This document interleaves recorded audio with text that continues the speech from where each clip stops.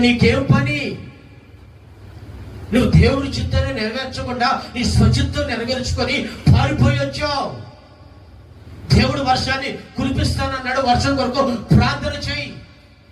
అది చేయకుండా మహారోషము కలిగి వీరావేశముతోటి బయలు ప్రవక్తలందరూ చంపేసేసేసి అనవసరమైన సమస్యలు చుట్టుకున్నాడు. దేవుని చిత్తం ఏంటి? వర్షాన్ని భూమి మీద కురిపించబోతున్నాను, అహాబును దర్శించు, అంతవరకు నీ పని. ఈరోజు అనేక మంది వీరావేశంతో మహారోషము కలిగంట, ఆ తర్వాత సమస్యలు వచ్చి బాధలు కలిగి ఇబ్బందులు కలిగినప్పుడు ఇక అప్పుడు వస్తుంది నోట్లో నుంచి. ఇంకా యెజెబెలు ఒక వార్త పంపిస్తే ఆ వార్తని విని పారిపోయాడు. దేవుని హస్తము ఏలియాను బలపరచగా రాసుల గుర్రము కంటే, రథముల కంటే, అశ్వాల కంటే ముందుగా నేను తీసుకువెళ్ళిన అదే హస్తము యెజెబెలు చేతుల నుంచి నేను తప్పించదా? యెజెబెలు చేతుల నుంచి నేను కాపాడలేదా?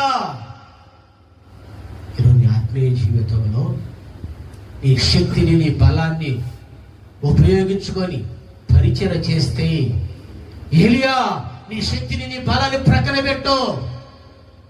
నీ శక్తిని ప్రక్కన పెట్టి నువ్వు దేవుని చిత్తాన్ని నెరవేరిస్తే దేవుని హస్తము నేను బలపరిచింది, నువ్వు యెజెబెలు చేతుల నుంచి తప్పించబడతావు. పౌలు గారు అంటారు మాట, నా బలహీనత అది నేను అతిశయించుదును, నేను ఎప్పుడు బలహీనుడనో అప్పుడు బలవంతును, నా బలహీనత లేదు, దేవుని కృప అపరిమితముగా ఉన్నది. అంటే ఏలియా నా బలం, నా బలం, నా బలం అనుకొని విర్రవీగిన వ్యక్తి చివరికి ఏమైపోయిందంటే తలదాచుకునే పరిస్థితికి వచ్చాడు. ఎందుకంటే అతని బలం మీద ఆధారపడ్డాడు కాబట్టి. అయ్యా నీదేమీ లేదు, నీవేనని చెప్పేసి దేవుని చిత్తానికి అప్పగించుకుంటే దేవుడు తన బలహీనతలతో సమృద్ధిగా కృపనిచ్చి బలపరుస్తాడు. హల్లెలూయా.